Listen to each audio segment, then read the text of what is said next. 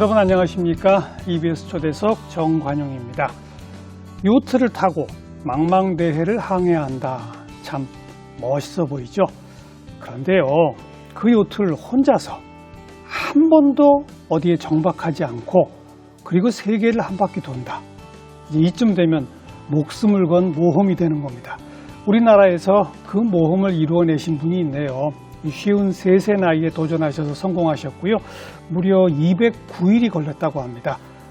해양모험가 김승진 선장 오늘 초대해서 참 흥미로운 이야기 들어보도록 합니다. 선장님 어서 오십시오. 안녕하세요. 예.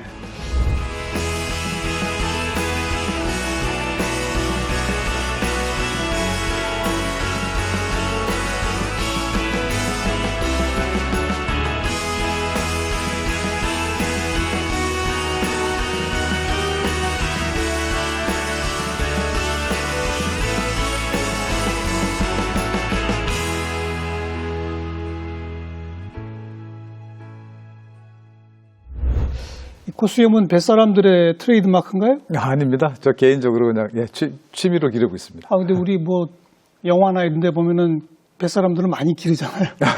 그런 것 같네요. 요트 타시면서부터 기른 거예요? 그렇지 않습니다. 20대 후반부터 지금까지 쭉 길러왔고요. 그냥 다른 사람들에게 저희 트레이드 마크를 한번 만들어주고 싶어서. 네. 예. 행거칩이 아니라 마스크 같아요. 네. 그냥 이 코로나 시대를 좀 이렇게 살짝 표현하는 의미에서 행거칩 대신 마스크를 꽂고 있습니다. 자, 제가 목숨을 건 모험이다. 혼자서 세계를 한 바퀴 요트를 타고 돈다.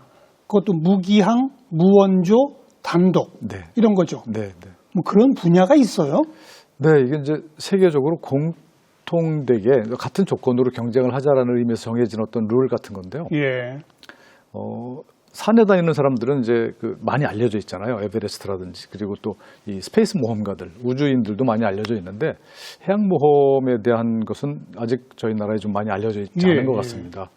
이 모험은 북반구나 남반구에 존재하는 모든 나라에서 출발을 해도 비슷한 조건을 만들자라는 그런 취지로 정해진 몇 가지 룰이 있는데요. 그 룰 중에 하나가 이제 혼자서 갈 것, 지구상의 모든 경도를 통과할 것, 모든 경도. 네.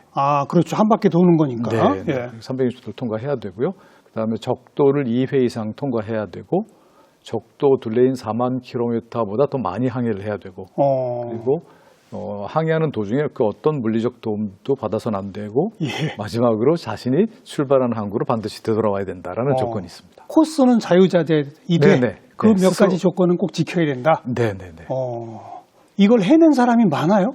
지구상의 정확한 숫자는 아직 파악이 안 돼 있는데요. 대략 100명이 조금 안 되지 않는가라고 판단하고 있습니다. 그것도 꽤 많군요. 네, 제법 많습니다. 우리나라에서는 유일하시고. 네. 그게 언제였어요? 2014년에 출발해서요. 2015년에 들어왔습니다. 그러면 7년 전 출발하셨고 네. 6년 전에 도착하신 거예요. 네, 그렇습니다. 자, 앞에 제가 소개했습니다만 209일 걸렸고. 네. 어디서 출발하신 거예요? 충청남도 당진에 외목항이라는 작은 어촌 마을이 있습니다. 외목항 있죠? 네, 그 마을에서 출발했습니다. 왜 하필 거기서 출발하셨어요? 동네 분이 갑자기 제가 이런 모험에 도전을 한다고 하니까 그거 우리 동네에서 출발해주면 안 되겠느냐고.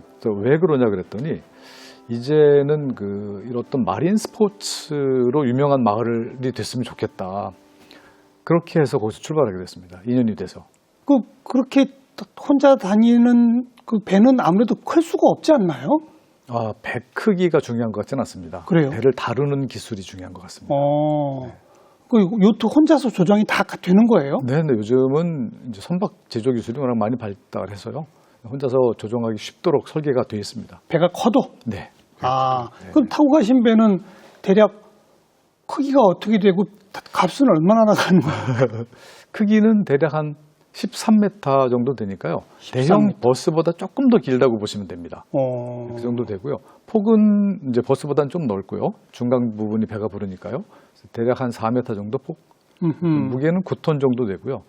선실이 3개 있어서 그리고 또 이렇게 화장실도 여러 개 있어서 생활하는데 전혀 불편이 없는 정도의 크기입니다. 근데 일반 사람들이 즐기는 요트하고 비슷한 모양인데. 네네. 일반인들이 평범하게 즐기시는 그런 요트를 가지고 이번에 모험에 도전하게 됐습니다.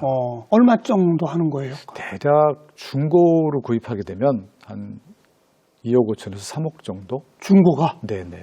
그럼 새 거는 한 네, 좀 더 하겠죠. 한 4억 넘어가는 걸로 알고 있습니다. 그렇군요. 네. 그리고 혼자서 그거를 세계 일주까지 하고 한 번도 정박하면 안 되기 때문에 네, 네. 중간에 고장 나면 어떡합니까? 스스로 다 해결해야 됩니다.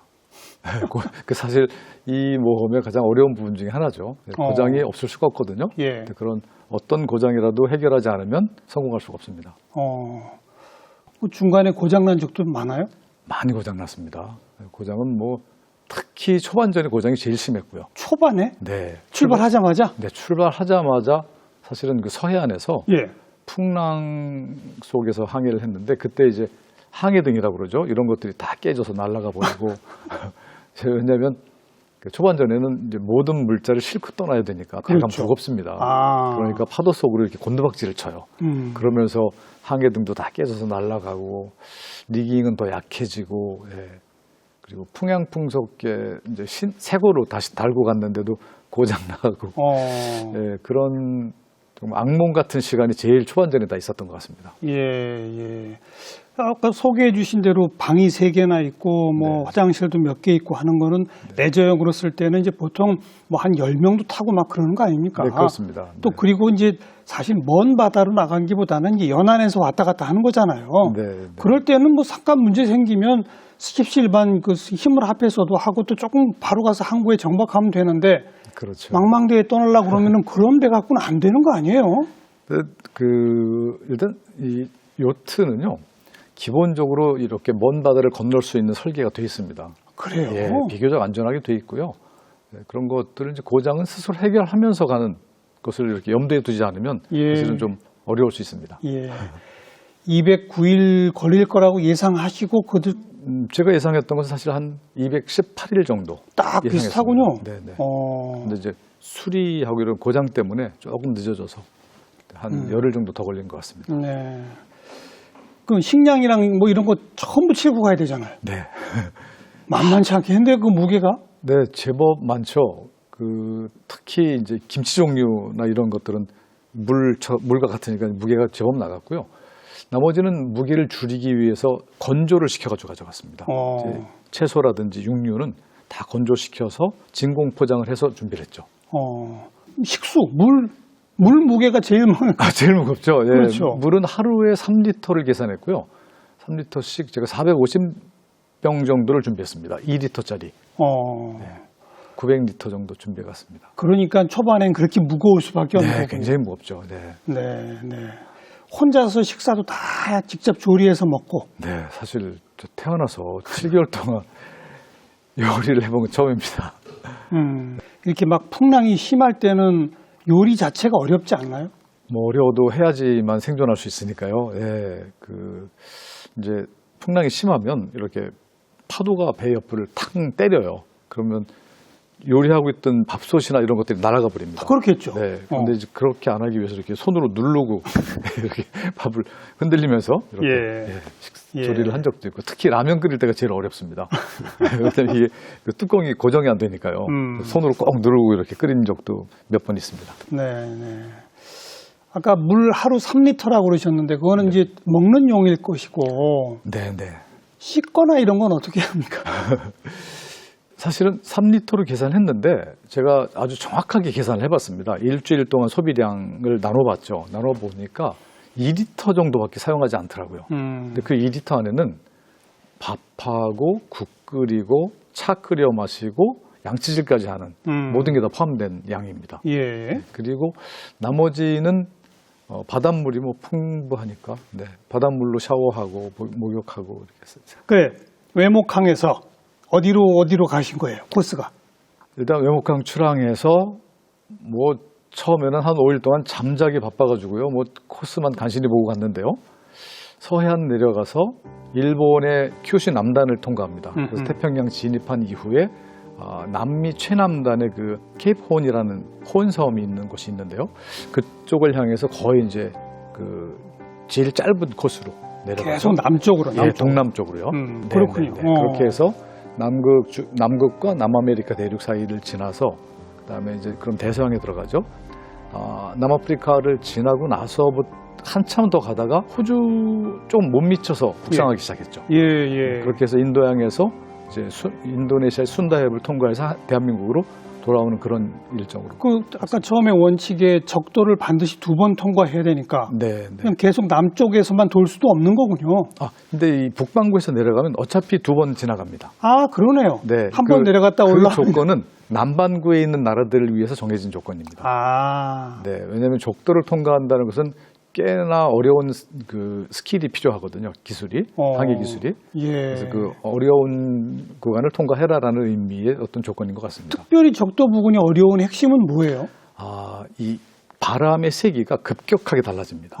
그러니까 무풍과 돌풍이면 이제 뭐 태풍까지는 가지 않더라도 예. 굉장히 강력한 바람이 부는데요. 예. 그런 그 양극의 바람이 수시로 오가기 때문에 이 세일러를 굉장히 피곤하게 한 그런 바람입니다. 무동력이기 때문에 엔진을 쓰면 안 되잖아요. 네네. 오로지 바람에 의존해야 되잖아요. 네네. 바람이 하나도 안 불면 못 가진 거죠. 네, 기다려야 됩니다. 바람 불 때까지. 이렇게 넉넉히 기다리죠. 최장 얼마나 기다렸습니까? 27시간 정도 기다린 게 제일 길었고요. 그다음에 한 6시간, 7시간 정도는 흔하게 있었고요. 근데 이제 다행스러운 어떤 것은 육상 지원팀이 이제 그 활동을 하고 있었는데 예. 이분들은 그 당지 외목마을에 베이스 캠프를 만들어 놓고 이제 컴퓨터를 이용해서 기상 정보를 수집합니다. 예. 그다음에 매일 하루에 2차례씩 저희의 그 정보를 이렇게 위성 전화를 통해서 메시지를 전달해 주죠. 네. 그 덕분에 장시간 벌어지는 그 무풍을 피할 수 있었습니다. 위성 전화는 되는군요. 네, 됩니다. 전 세계 어디서나 통화됩니다.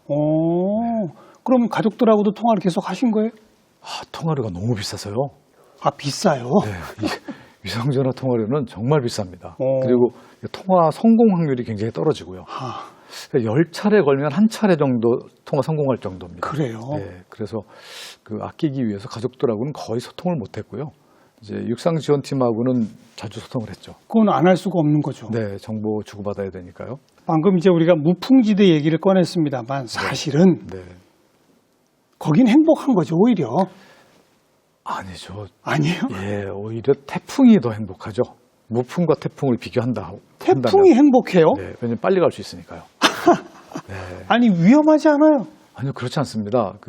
이 요트는요, 그런 어려운 상황에서 항해가 가능하게끔 설계가 되어 있습니다. 그래서 그 태풍 속에서 항해를 어떻게 하느냐에 대한 기술을 습득하는 게 중요합니다.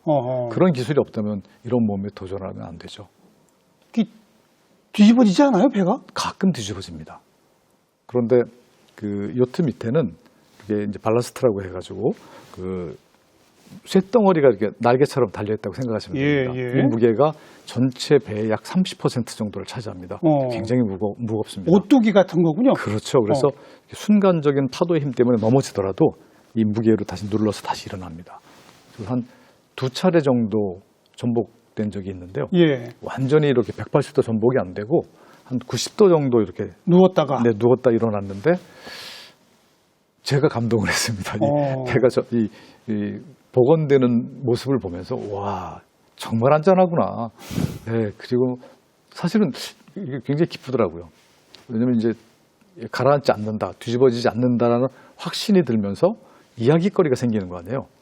일기장에 쓸 한 구절의 글이 만들어지는 거. 배가 뒤집었다 졌다 다시 섰다. 뭐 네, 이런 거. 네, 그런 뭐 경험 평상시 할 수가 없으니까요. 예. 거대한 파도가 아니면 넘어질 일이 없거든요. 예. 네, 예. 그래서 참 그때는 굉장히 기뻐했던 기억이 납니다. 자, 우리 김승진 선장이 그 세계 일주를 하시면서 손수 또 영상을 찍으셨잖아요. 네. 우리가 그 영상을 조금 보면서 네. 어떤 일들을 하셨고 어떤 파도를 이렇게 헤쳤는지 네. 일단 감을 좀 잡고 네. 또 이야기를 계속 이어가죠. 지금 이 정도 파도는 뭐 좋은 거죠? 네, 좀 뭐 평범한, 굉장히 날씨가 좋은 날이죠. 우통 벗고 돛을 올리시는 거네. 네, 이제 그 세일 트리밍이라고 그러는데요. 늘 그 바람에 맞게 이렇게 돛을 조절해야 됩니다. 지금 직접 올라가서 뭘 이렇게 네, 그 풍향풍속기 고장 났을 때 하고요. 그다음에 그 돛대를 잡아주는 이 와이어가 너무 약해서 보강하기 위해서 올라갔을 때입니다. 지금 파도가 꽤 센데요? 아, 예, 파도 셀 때인데요. 폭우 때문에 이제 접어놓은 돛에 물이 고인 거예요. 돛 찢어질까봐 물 뺏는 장면. 아이고, 선실 안으로까지 막 들어오네요. 네, 저렇게 뭐 끊임없이 이렇게 요트 위로 파도가 지나가는데요. 저 때 사실은 그 가스가 샜었습니다. 새가지고 환기 좀 시키려고 잠깐 열어놨는데 그 틈에 파도가 덮쳐서. 방금 제가 그 보니까 이 조리기구 레인지가 막 움직이는군요. 네, 사실은 요트가 움직인다고 보시면 될 것 같습니다. 아, 그건 그대로. 중심을 잡고 있고, 네, 네. 이거 저거 뭐예요? 유빙입니다. 빙산이라고 그러죠. 유빙. 네, 굉장히 거대합니다. 폭이 대략 한 100에서 300m 정도 네, 됩니다. 저런 거 부딪히면 어떻게 됩니까? 아, 부딪히면 뭐 배가 크게 파손되겠죠. 이거 굉장히 가까이까지 있네요. 네, 저런 작은 것들은 조각입니다. 저런 유빙이 가장 위험한 것 중에 하나인 겁니까? 그렇죠. 그래서 사실 그 남극의 유빙은 세일러들에게는 그냥 러시안 룰렛이다 이렇게들 표현합니다. 네, 이게 감시가 불가능한 게요. 이제 그 일조량이 남극해는 10% 정도밖에 안 됩니다. 그러니까 늘 구름에 이렇게 덮여 있어요. 네, 그러다 보니까 밤에 별빛, 달빛이 없습니다. 그리고 눈으로 확인이 안 됩니다. 그러니까 수평선도 안 보이고요. 칠흑 속을 항해해야 되거든요. 그래서 얼음은 물론 안 보이고요. 또 낮에는 그 여름철이라 그 유빙이 만든 그 찬 공기 때문에 안개가 자욱하게 끼는 날이 많아요. 그러니까 또 낮에도 앞이 안 보입니다. 그때 그런 생각했죠. 아, 이것은 내 능력으로 할 수 없는 일이 있었구나. 이 바다에서는. 그렇다면 맡겨야지. 뭐 그냥 즐기다 가는 게 낫잖아. 어차피 예, 가더라도. 그래서 예. 그냥 즐기자. 예, 그러면서 이렇게 기분 좋게 항해를 했고요. 최소한의 이제 대책은 세웠습니다. 어떤 대책이냐면 그 밤에 부딪히면은 더 아플 것 같아서 예. 이 대책이 좀 대응이 좀 느릴 수 대비하기가 있잖아요. 어렵죠. 예, 그래서 밤에는 속도를 좀 떨어뜨렸습니다. 그러니까 돛을 조금 접고 부딪혀도 좀 살살 부딪히게. 예, 그러니까 이렇게 좀 덜 부서지게. 네, 좀 약하게 부서졌을 때 대응할 수 있는 정도의 도구는 저에게 있었습니다. 근데 큰 파손이 되면 뭐 물이 급작스럽게 들어오기 때문에 배를 포기하는 상황이 벌어져야 그렇죠. 되니까. 네. 그래서 밤에는 조금 속도 줄이고 낮에는 조금 더 올리고 그 정도로 항해했습니다. 천호신조로 하나도 안 부딪히신 거죠? 작은 얼음에는 많이 부딪혔습니다. 그건 뭐 불가피하겠고. 네. 근데 정말 놀랐던 건 이제 큰 거대한 유빙은 레이더로 감지가 됩니다. 예, 예. 그런데 뭐 이 스튜디오 정도의 크기는 굉장히 작은 얼음이거든요. 한 이 정도가 작은 거예요? 예, 뭐 한 20-30m 정도 이제 예. 이 정도 되는 작은 얼음들은 이제 큰 얼음 덩어리에서 떨어져 나와서 누워 있어요. 그리고 파도보다 낮기 때문에 레이더가 감지를 못합니다. 한 번은 저녁 먹고 밖에 날씨가 많이 험하지 않아서 잠깐 나갔는데 그 큰 얼음이 옆으로 이렇게 스쳐 지나가더라고요. 이건 참, 예, 천운이다. 천운신조다. 예, 안 부딪히고 스쳐진. 그때 이제 그런 걸 많이 깨달았죠. 이것은 뭐 내 능력 밖의 일이구나. 바다에게 그냥 길을 열어달라고 뭐 기원하는 수밖에 없구나. 네, 그렇게 생각하고 항해했습니다. 가장 위험한 게 그 유빙입니까? 아니면 또 다른 뭐가 있었습니까? 몇 차례 위험한 일이 있었는데요. 출발해서 이제 적도를 막 통과해서 남반구에 들어섰을 때입니다. 예. 그때 무풍지대에 갇혀 있었는데 돌고래떼들이 제 배를 이렇게 에워싸는 풍경을 봤어요. 그래서 이제 너무 가까이 있길래 촬영하러 들어가자. 이제 수영복을 입고 뛰어들어서 수중에서 이렇게 촬영을 하는데 배에서 제법 멀어졌을 때 상어가 나타났어요. 그때는 상어 크기는 어느 정도 되는데요? 대략 한 2.5에서 3m 정도 되지 않았을까 싶습니다. 와. 네. 근데 상어가 멀리서 저를 향해서 달려오는 모습을 보고 내 인생이 이렇게 끝나는구나. 네. 그때는 그 생각밖에는 뭐 아무 생각이 안 들었습니다. 그런데 이제 한편에 굉장히 이렇게 겁을 먹고 가슴을 졸이고 있으면서도 그래도 끝까지 뭔가 발버둥은 쳐봐야 되잖아. 예, 라는 생각을 하면서 일단 제 몸을 이렇게 크게 보였죠. 크게 보이면 좀 공격 안 한다라는 그런 잘못된 상식을 제가 좀 알고 있어가지고. 그럴듯한 상식인데요? 네, 그런데 달려들더라고요. 그래서 나는 참 많은 잘못된 상식을 알고 있구나. 그러고 있는데 이제 그 셀카봉이죠. 촬영하던 돌고래 찍던 카메라로 이렇게 위협을 해봤어요. 어. 상어를. 아, 그랬더니 옆으로 이렇게 돌아서더라고요. 어. 그 사이에서는 또 도망갔죠. 네. 제가 나중에 제가 촬영된 영상을 분석해 보니까 7차례 도망갔더라고요. 네, 그런데 상어도 학습 능력이 있어요. 아, 정말 어떻게 나중에는 이렇게 위협을 했는데도 달려들더라고요. 어이구. 아, 이제야 때가 올 게 왔구나. 이렇게 생각하면서 뭐 별 생각을 다 했습니다. 이렇게 어쨌든 최대한 버텨보고 발끝, 오리발 신고 있으니까요. 발끝을 물게 한 다음에 그 눈알을 찌르자. 손가락으로. 이렇게 생각을 했죠. 그런데 이제 달려드는 상황, 일단 이제 셀카봉이 기니까 예.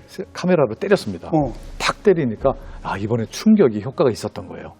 다시 돌아서더라고요. 그때는 배가 비교적 가까웠고요. 배로 올라가는 순간 저도 PD였잖아요. 그래서 이제 프로근성을 발휘했죠. 얼른 카메라 180도 꺾어서 저의 놀란 모습을 촬영했죠. 그렇게 해서 편집이 됐습니다. PD 출신인 건 좀 이따 우리 얘기 좀 하도록 하고요. 네.